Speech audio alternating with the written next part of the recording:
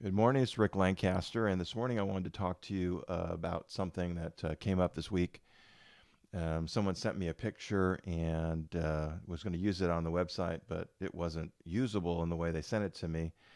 And when I shared them what I needed, they didn't really have an idea how to do it. And so I thought I'd put this video together to show you how to easily crop and resize a photo or resize and crop a photo so that you can use it wherever you want and in whatever way you want. When we're doing things on the website, we can't have them too small or have them too big. If they're too small or too big, too small, when they get expanded, they get pixelated. If they're too big, they just slow down your system. So I wanted to show you how I do it when I'm cropping images, and I'm going to show you what happens with a small image and also with a large image, and also about the idea of cropping and all of that. So let's get started. Let me show you what I'm going to do here.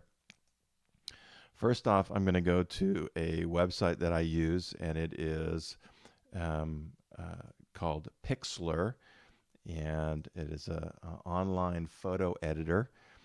I'll put the link down in the show notes, but there's the website right there, pixlr.com. And it's got lots of useful features. It's free, and so I would encourage you to favorite that and go to it regularly, because that's what I do. So you scroll down here, down to you have two options. I actually only use this one. I've never even looked at this one, so I'm guessing it probably has some cool features too. But this is the one I hang out in here, and that's the editor. So launch web app. And it opens up the screen and has a number of things here. If you want to create a new image from scratch, you can do that. Open an image from computer, which is typically the one that I use, from URL or from the library, which is its onboard library. So typically, again, I'm pretty systematic. I only do certain things with this program, but it's got a lot more features than I use. But for what I'm doing, this is all that I need. And so open image from computer, and then you go find the image that you're looking for. And so we'll start with, let's start with this one right here. And I wanted to show you this one because this is the one I was working with. And I don't know if you can see this or not, but it shows the dimensions. This image that was sent to me was 320 by 240. And I'm guessing it was probably pulled down from social media. It had been uploaded to social media and then downloaded again and then sent to me. And so its size is 320 by 240 pixels. That's pretty small. You see its size, its file size is 15K, so it's really small. So let's go ahead and just open that up in this program so I can show it to you. And so it's an image we took from our youth at a recent event for Operation Christmas Child in December. And I need it to be larger than that. I need it to be 1920 pixels wide. And so one of the things you can do is you just go into image and you say that you want to change the image size, and then you just click this. I always leave constrain proportions, because otherwise once you start manipulating it, it stretches it and it makes it look stupid. So always leave this like this, unless there's a reason to change it, which is not very common. So take this 320, and I want this image to be 1980. So change that to 1980. Let me show you what happens to the image when we do that. And now let me get that so that we can actually see it. Where was that? Now I've forgotten how. Here it is. Maximize. First, it fills up the screen. Hold on. I know what I'm doing here. I just can't remember how to get to what I'm trying to do. I'm trying to fit it on the screen. Yeah, I've totally forgotten how to do that because I don't normally do this. So, patience, waiting for me to figure out. Oh, here we go. Here we go. So yeah, I don't know if you can see that very clearly, but the image got pretty pixelated. It got so that you can't really make out much detail here. And so for that, it really makes it an unusable image for that. So we're going to go ahead and close that because that's not what we want. And I'm going to show you how to crop an image. We're not going to save that. We're going to open up another image, and I'm going to show you how to start with that. We'll look at this one. Its size is 3872 by 2592 pixels. Its total file size is 2.59 megabytes. You can also do that by right-clicking on the file and going down to properties, and it gives you a lot more details about the image. But if you go to details and you scroll down, and you'll see those things I just told you about. It is 38 by 72 by 25, 3872 by 2592 pixels, 300 DPI, which you just don't need that much of resolution.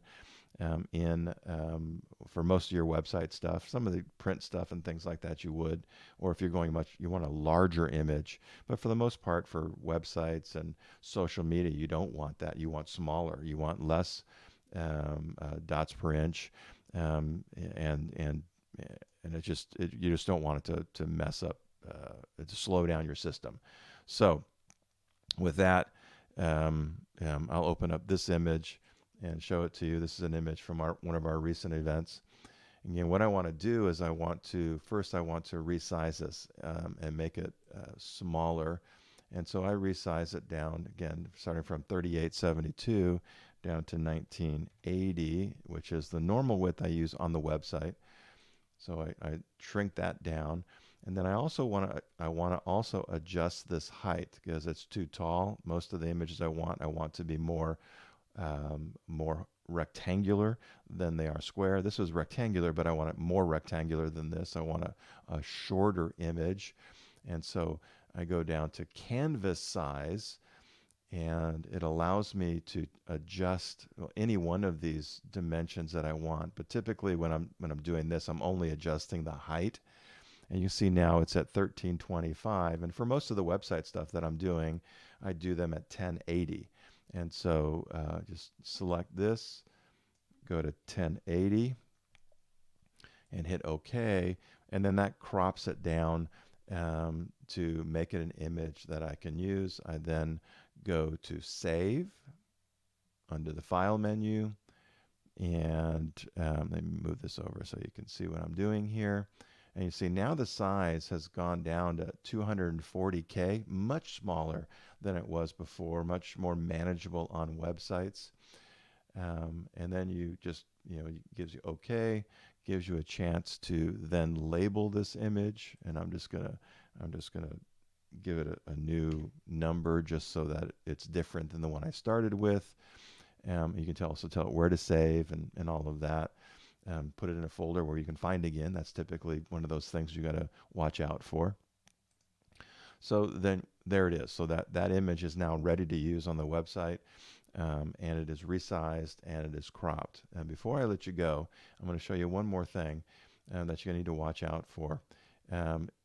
When you close it like this, here's another quick thing I want to tell you. When you close it like this, it's going to ask if you want to save. Well, you've just saved. If you hit yes, it's going to try to save the same file again. And so just hit no there, and then open another file. And I'm going to show you an image. This is an image that we used for Easter, and I want to show you something about it. It's actually for Good Friday. Another nice image. It is a little granular already, and so that was designed to be like that. So I'm not worried about that. But what I want to show you, see the orientation. See the main part of this image is right here on the left side. And so when I go, so let me go and do that process again. First thing I want to change the image size. It's at 4,000 pixels wide.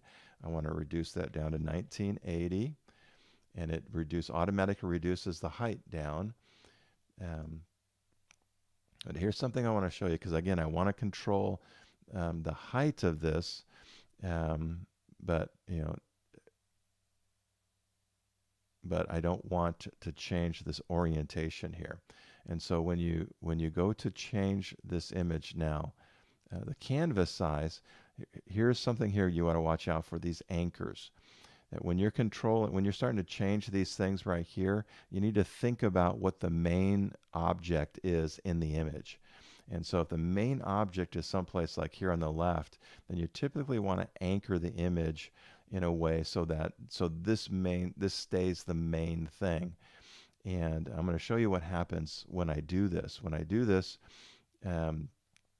you get I can I'm going to change that number here to 1080.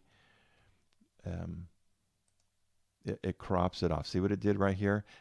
It chopped off the top of his head, and I don't really want that. And so here's something you can do when you find yourself in this place. And I'm going to turn off my camera here just for a second. There we go. So you can see this. See this area right over here. This is your history. And so I did this, but I don't really like that. So I'm going to change it back. So I just go back a step, and if I click that, oh, here we go. Okay, it wants me to put that camera back on. So just hold on a second. I'm going to have to do it over here because that's where I should have been doing it in the first place. Click this, and then it reverts back to the image, the previous image. So you can always go back through your history. If you make a mistake, you can always go back through these different things. And now I actually want to redo this, change the canvas, and I want to keep it anchored up here because I want this corner right here to be the main focal point. And so instead of cropping from the top and the bottom, now it's just going to crop from the bottom itself. And so change this again to 1080. Hit OK. And there, it chops his knees off there a little bit, but you don't lose the sense of the image when you do that. So you're going to watch out for whatever the main object is in your image. The previous image, the object was right in the center. And so, cropping top and bottom wasn't a problem, but sometimes your images will be very top heavy or bottom heavy, and you'll want to be able to, to crop them in such a way that you won't lose the sense of the image, and that allows you to do that. And so then I can then go to save again. I'm not going to do it with this one because I don't really want to change this image. And you could save it, and then you'd be done. So that's it. That's how to easily crop and resize a photo. This application gives you so much more that you can do if you want to. You can create layers. You can make adjustments to it with just tons of different things there. So play around with it if you want. But for what I use it for, I literally only use it for those two things: to resize and to crop images. And really I'm not much of a photo guy. I'm not much of a photo editor. So mainly I'm taking photos that are done and then adjusting them so that they accomplish what it is that I need them to do. So there it is. That's pixlr.com, Pixlr.com. And that image will help you to, again, easily to edit, or do all kinds of things with it. But for cropping and resizing, this is the fastest way I found to do it. Literally, you can get so fast at it. You can do it in literally 30 seconds. Get it open it up, hit those two buttons, and you're good to go. So, and those images are fine for uploading. So, if this was useful to you, give me a like down below. If you're not subscribed to this channel already, subscribe to it. And let me know what you think. If you know some other ideas or things, let me know. I'd love to hear how to do this better, easier, and faster. So appreciate your time, and if I can help you in any way, just let me know. God bless.